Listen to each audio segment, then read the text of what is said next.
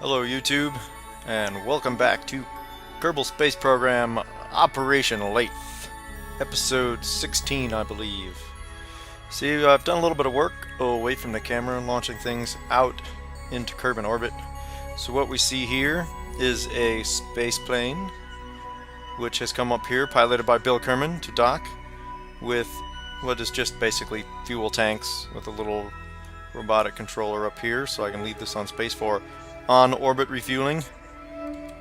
And also I've done a similar thing out at the moon here. So if we take this fuel station, it is invisible. Okay, this happens sometimes, and I find that if you go to the Space Center and then go to the vehicle from the Space Center, it will in fact be there. Right. Well, it's in the shadow of the moon. But in any case, here's the twin of the fuel station that is orbiting Kerbal. Way too far away for us to see. And you may have guessed by now what the upcoming mission is. We have a space plane. We've flown it up. We have a fuel station orbiting the moon. So of course, we are going to try to land a plane on the moon. That's right. We are trying new, unique, novel ways to get to places that we already know how to get to. So we're going to go ahead and undock and get Bill out to the moon. Now, I did run a test on this without a fuel station at the moon, and it turns out that is bad juju. It simply does not have enough fuel without, getting a chance to stock back up. Alright, so we just gave it a little burst of the monopropellant just to give us a little bit of a distance from the station, so we don't want to run into it. And I'm going to go ahead and turn the top of the vehicle that way. And that's because when we come back around the planet Kerbal, I wanted solar panels to be up. This vehicle, I unfortunately only put solar panels on the top of it. It was something of an oversight. I should have put them on the bottom as well. So let's go ahead. I wish these flags would stay off when I turn them off. So I'm going to go ahead and set the target. It's a pretty good inclination, so we're just going to set this burn up and go for it. So while we're in transit, I will go over the changes I made to the space plane since my test. Actually, looks like we're gonna have to fast forward a little bit in order to get this node set up. Alright, so our station is a little over 100 kilometers over the moon. So we want to we don't want to be right at 100 because the odds of us coming in and meet it are really, really low. Astronomical, to use exactly the right word. So we're in low with the intent that we can go around the moon a couple times until we get a shot at an encounter.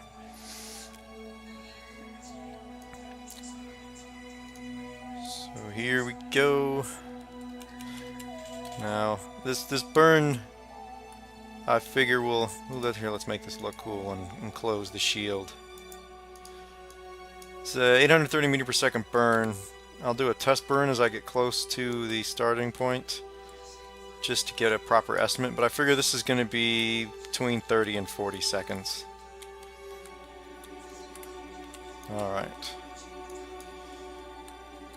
Get our solar panels aligned as well as we can. So we'll get this down to just under a minute, and I'll do a test burn, get an estimate. Alright, and let's just make sure the engine is on. Yeah, okay. And we'll go up to full throttle momentarily. Yeah, okay, about 40 seconds. So let's go ahead and fast forward to when we should properly burn. It's just right about now. Alright, so let's go ahead and light that up. Now, what I've got going on here is, of course, I've got the Rapier engine that I used previously, and I've added some science, which is fairly self-explanatory, I don't actually have ladders, but I don't really need them on the moon because I can just sort of float up into the crew hatch again. The other thing I've added to aid landing is 4 down thrusters located hopefully evenly across the center of gravity, center of mass of the vehicle. And I have this docking port just so I can control it from there and get a look from the vertical, because otherwise it's be really difficult to fly as a VTOL vehicle. I also have action groups set up so that I can turn on and off the Rapier and on and off the jump jets, if you will, the jump rockets. Alright, so there we go. We don't need you anymore, Node. Go away.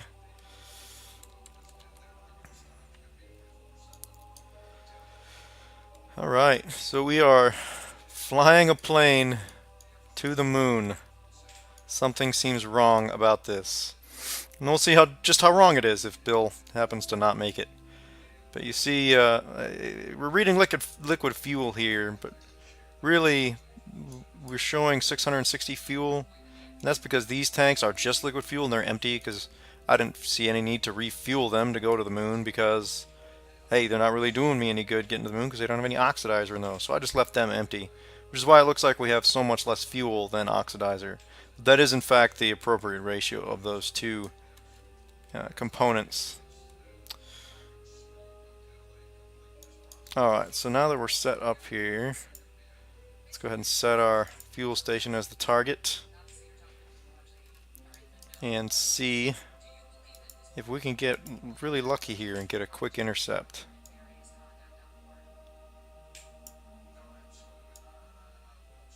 Nope, no such luck. No such luck. Okay. Not that big a deal. We'll just drop down low, like I was originally saying. And well, part of that's our inclination is all off too. Alright, so let's get into orbit and get this into orbit. Alright, so it says it's only a 14-second burn. That's that low moon gravity for you. It occurs to me this might have been easier to do on Minmus, but we're already out here, so the hell with it. It's a moon mission, and we're not changing now. One thing, as I mentioned, I do have to keep an eye on with this vehicle is the electric charge. Since I can't light up the Rapier to recharge my engines because it does not generate electrical power. I've mentioned this before, there's a pretty significant drawback to this particular engine, which is why I have to keep a careful eye on where those solar panels are going. Make sure I can continually recharge the spacecraft. Okay. Alright, so I'm going to stop recording for a moment while I spin around the planet a couple times and get my encounter set up. I will come back when I got the encounter set up and we are getting ready to do our rendezvous and docking. Alright, and welcome back. We're getting set up for our encounter burn. I only had to go around the moon one time. There's enough of a difference between the two orbits that I was able to get this encounter set up pretty quick. I did have to do one quick inclination correction, as it was about a 3.5 degree difference. But this should get us a pretty good encounter. So let's go ahead and go to our docking procedure.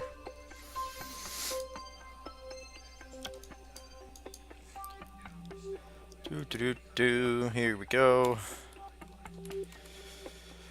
Alright, we got our target speeds, so we're only going 67 meters per second relative to our target, which is not too bad. We should be able to take care of that pretty quickly. So I can go ahead and wait until we're very close to our minimum approach in order to do our rendezvous burn, I guess we'll call it.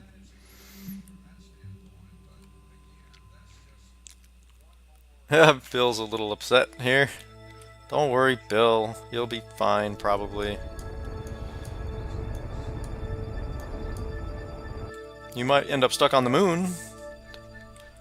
I have not had the opportunity to test this as a lander.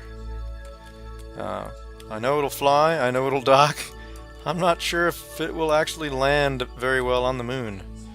And the other question mark I've got in terms of landing is how much of a shock the landing wheels can take. I'm just not sure. Should be pretty good. I mean, I've had some relatively hard landings on a runway. Of course, this will just be coming in straight vertical, but you know, still the same load conditions will exist.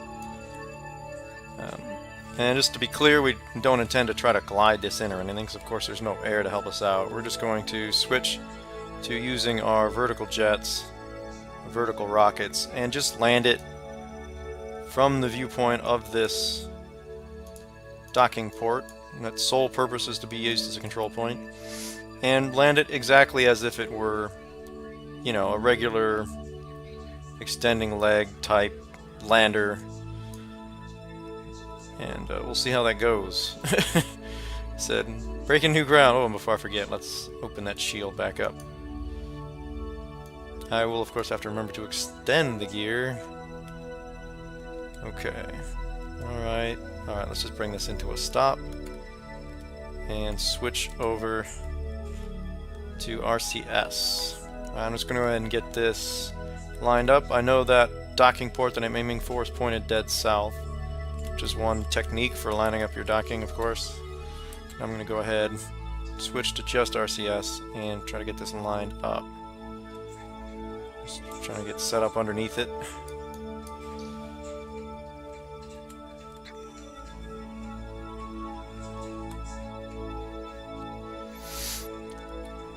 Alright, here we go. Make sure we got that docking port set as the target. That didn't really affect our reticle.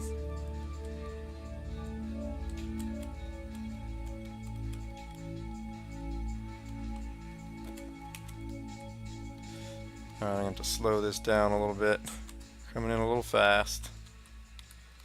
I slowed it down too much. Better go to fine controls, because I am badly overcorrecting. Alright. This is just wrong. I had a space plane docking with a fuel tanker in moon orbit. This might be insanity. We're gonna go for it anyway. This would be the very fuel efficient way to get to the moon. Once you've got those two fuel tankers up here, there's enough fuel in these to, you know, handle several refuelings of a space plane this small.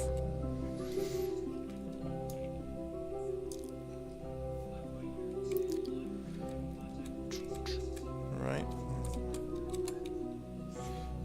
And bink, come on, make the connection. Thank you. Up and our view changes big time. Alright, that'll actually recharge our battery too, because of course we got plenty of power up on this vehicle, even if we don't down here in the space plane. Alright. So let's go ahead, transfer some fuel over, and head for the landing.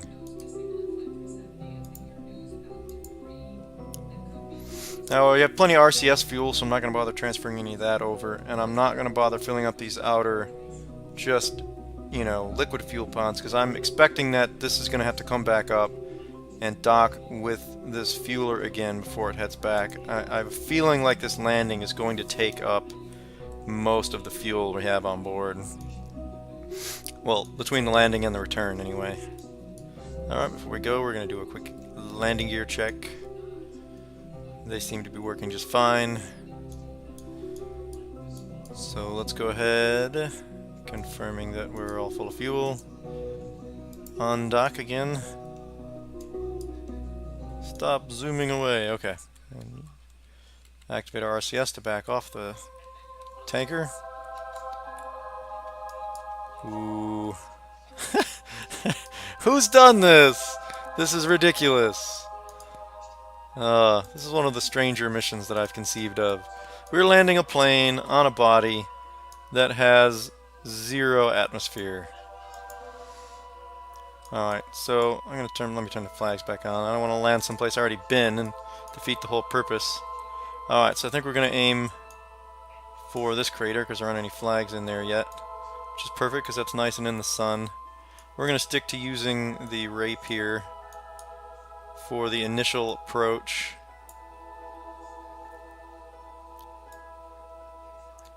And then as we close, maybe even not until we're on our final descent, will we switch over to using the jump jets. Simply because it's going to be a lot easier to control from this engine. Alright, so let's find that maneuver node. We got 5 minutes. Oh, that was it there. Go, go, go, go, go. This thing does maneuver really well. I'll say that much for it.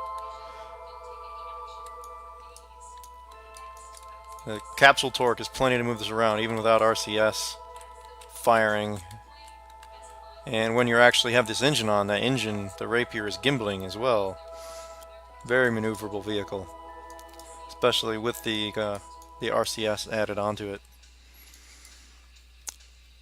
Really, RCS is more for translation, just for docking purposes, because of course you have a space plane that goes up, it's going to use most of its fuel going up, and if it can't dock, there's really no point.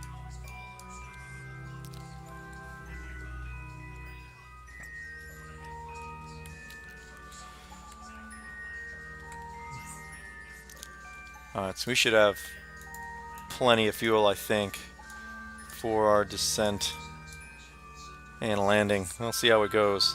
Before anything stupid happens, I'm going to go ahead and quick save. It'd be a shame to have Bill get all exploded or something.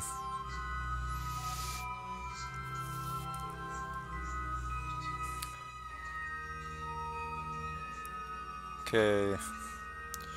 So we're just going to circle about, get to our spot. Or near it, near our periapsis, where we will begin to slow ourselves down and come down onto the surface. So let's just, this is a maneuver we couldn't do in atmosphere. We're just going to whip end over end, sideways, point the engine in the direction we're moving.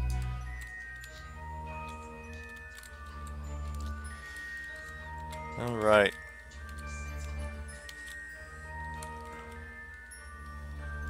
So let's see, this engine should change this orbit pretty quick. This has pretty good thrust.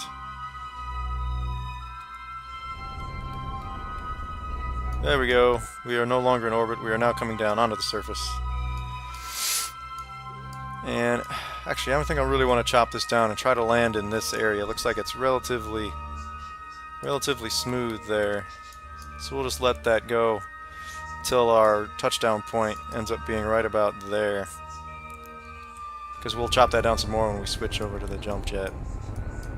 Keep calling them jets. The jump rockets. The vertical lift. I suppose lift is always vertical. You know what I mean, though. Damn it. This just looks wrong. We're flying a plane at the moon. Why? The insanity. Okay, let's let that just settle there. Alright, so now we want to turn the rapier off and set action group 2 on. That'll turn all of our little guys here on. And we're going to change our control location to there.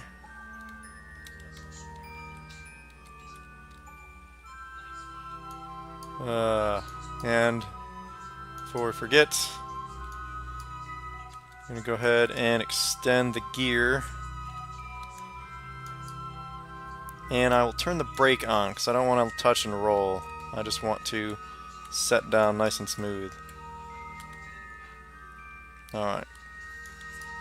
So it looks like we're doing a atmospheric re-entry or something here with this kind of attitude we're coming in with. Whoa, whoa, whoa, whoa. I hit the wrong button. I meant to turn the fine controls on.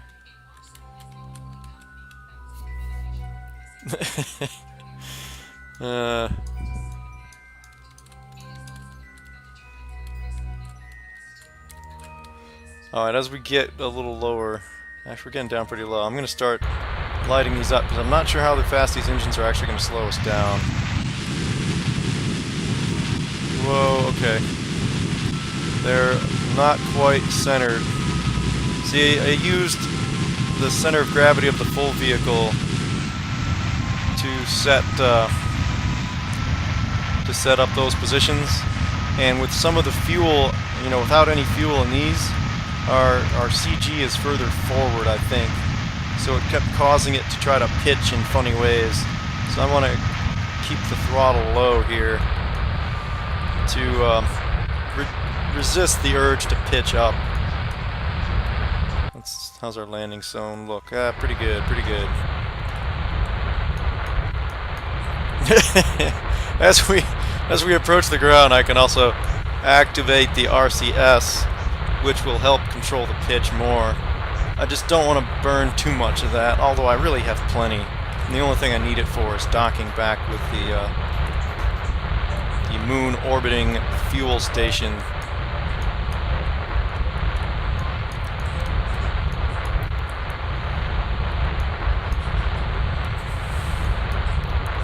Huh. This is... It hardly looks like these engines are on. They are in fact on. 25% throttle doesn't look like much for those guys. Alright.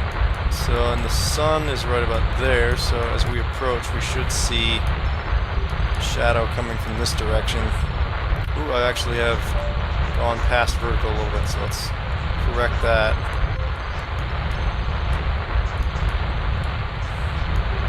Should have more than enough fuel for this. So I'm just going to go ahead and let it ride. And I'll go ahead and throw the RCS on there too. Now it's nice and stable.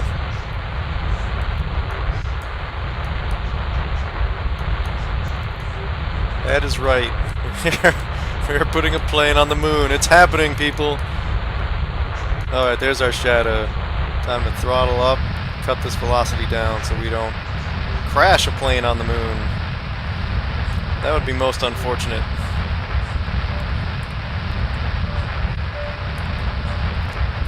The rescuers would have an awful hard time getting to this one.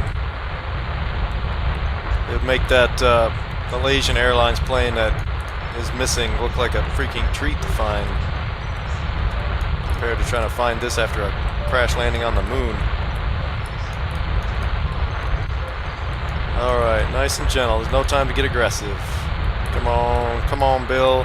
Bill is actually really loving this. I'm sort of surprised. Usually he's one of the panic crew. Alright, come on, baby. You can do it. You can do it. Here we go. Come on, come on, come on. Nice and gentle.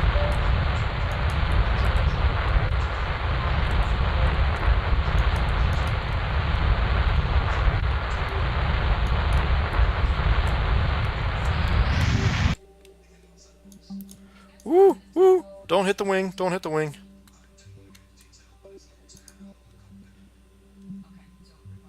Woo. Okay. Woo! Yeah! That's right! That's a first. That's a first for me, anyway. Exciting. I'm actually surprised how well that worked. It didn't pitch as much as I was worried it would. Oh, alright, let's do some science. I collected and recorded the temperature data. Okay. We got this new gravioli detector, so let's go ahead and do that. We got one on the other side. We'll use the other one back in moon or orbit. That should give us something. There we go, 80 science off of that. It's not half bad. And the seismic accelerometer. I'm going to go ahead and log the seismic data. That's another 80. These sensors are pretty efficient for collecting data. Alright, while we're here, we might as well get a crew report. We have no ladder to extend, so we're just going to go ahead and do our EVA. And he's just going to have to fall down. Kerbals like to do that anyway. Oh, he made a nice landing, though. Just like he did with the plane. Screenshot. Can I get a picture with, nope. No Kerbal in the background. Darn. Oh well. Still, pretty cool. Bill, you just landed a space plane on the moon. What are you going to do next? Oh, I think I'll plant a flag. I think that's what I'll do. Pink.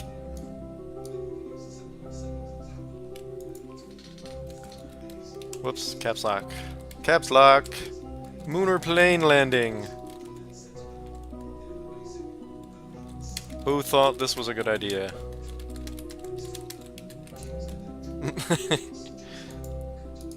Hey, who's gonna second guess success? Let's get our surface sample for a solid 120 and take an EVA report while we're out here. You start to say something dramatic and poignant, blah blah blah. We've had that one already. Nice, Bill. This is actually a pretty awesome way to go to the moon.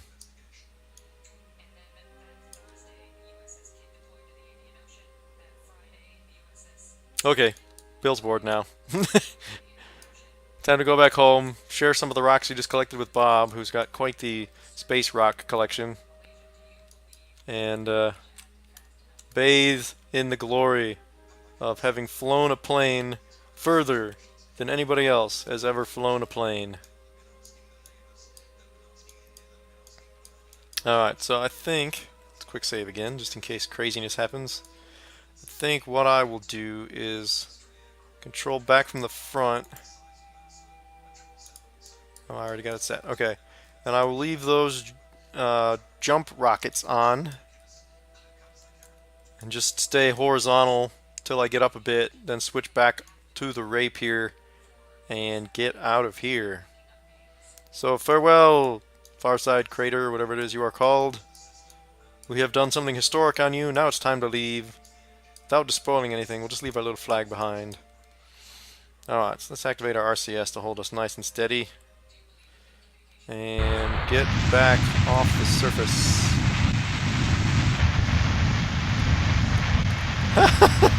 Oh, it's quite the takeoff too. Now watch this, watch this. Here we go.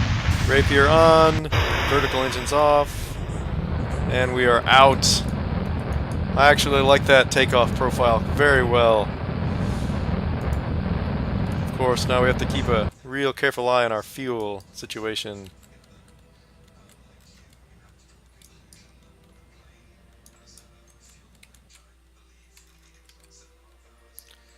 Woo, we are very low on fuel.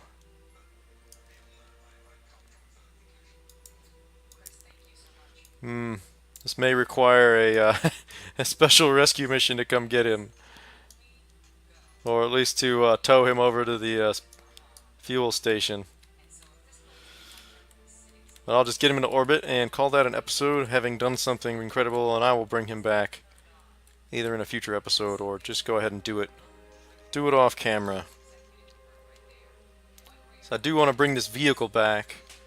Of course, I want it science. And of course, we want Bill back. He's got all kinds of television appearances he's going to have to make. You know, he's a famous guy already, but, you know, this is like breaking the sound barrier, or almost as cool as the first moon landing. You know, this is a special moment for the space program. This is almost, I was going to say it's a sort of practice for the Laythe, but it's really not, because this, this landing is very unlike what any landing on Laythe would look like. And I'm really hoping we've got this 90.5 meters per second of delta V left in this rocket. I think we do. That should happen pretty quick. Yeah. Alright. We are back in orbit, Bill. Very nice. Alright, so here. This seems a good image to go out with. Bam! How cool is that?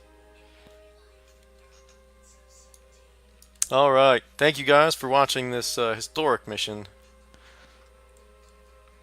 And one of my more unusual mission profiles, if I must say.